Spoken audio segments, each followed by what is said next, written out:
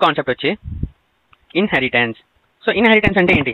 సింపుల్గా చెప్తా, like passing the properties of one class to another class.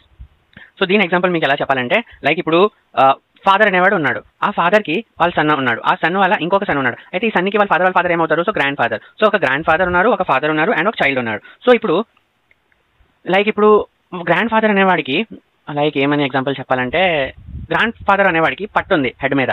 So ఆ పట్టు అనేది ఎలా కంటిన్యూ అవుతుంది? వాళ్ళ సన్కి వస్తుంది. వాళ్ళ సన్కి పట్టు ఉందంటే వాళ్ళ సన్ కూడా పట్టు ఉంటుంది. సో ఈ పట్టు అనే అంటే హెడ్ మీద పట్టు ఉంటుంది చూడండి, అది. సో ఇది ఈ కాన్సెప్ట్ అనేది ఎక్కడ నుంచి స్టార్ట్ అయింది? వాళ్ళ గ్రాండ్ ఫాదర్, వాళ్ళ ఫాదర్, వాళ్ళ ఫాదర్. సో ఇది జనరేషన్ వైజ్గా అలా వన్ తర్వాత ఒకరు వస్తుంది. అంటే passing the properties of one class to another class అనమాట. సో దాన్నే సింపుల్ వేలో ఇన్హెరిటెన్స్ అని అంటాం. So how many types of class data? ఎన్ని టైప్స్ ఆఫ్ క్లాస్ డేటాస్ అనేవి ఉంటాయంటే 3 టైప్స్ అనేవి ఉంటాయి మన దగ్గర. అవి ఏంటి అంటే public, private and protected. So ఈ 3 టైప్స్ ఆఫ్ క్లాస్ డేటాస్ అనేవి మన దగ్గర ఉంటాయి. సో నేను ఇప్పుడు ఇంకా మీకు అందరికీ బాగా అర్థమైన సింపుల్గా ఎగ్జాంపుల్ చెప్తా. లైక్ ఇప్పుడు మీ హౌస్ అనేది ఉంది. సో ఇప్పుడు మీ హౌస్కి ఎవరెవరు వస్తుంటారు? మీ ఫ్రెండ్స్ వస్తారు, రిలేటివ్స్ వస్తారు, అందరూ అండ్ మీరు ఉంటారు.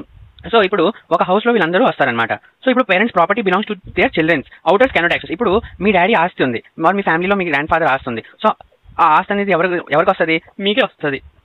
అది మీ రిలేటివ్స్ అయినా మీ ఫ్రెండ్స్కి ఎవరు? సో అవుటర్స్ కెనాట్ బి అలౌడ్ అనమాట. సో దాన్ని ఏమంటారు? ప్రొటెక్టెడ్ అంటారనమాట. సో ప్రొటెక్టెడ్ అంటే అది. ఇప్పుడు నెక్స్ట్ మీ హౌస్ ఫ్రెండ్స్ అనే వాళ్ళు వస్తారు.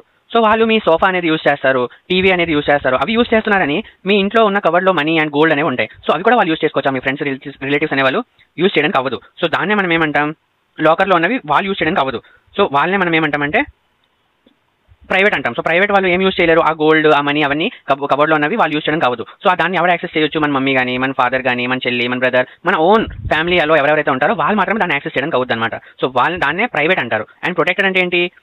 మనది మన ప్రాపర్టీ అనేది మన చిల్డ్రన్కి మాత్రమే ఉంటుంది. సో దాన్నే ప్రొటెక్టెడ్ అంటాం. ప్రైవేట్ అంటే ఏంటి?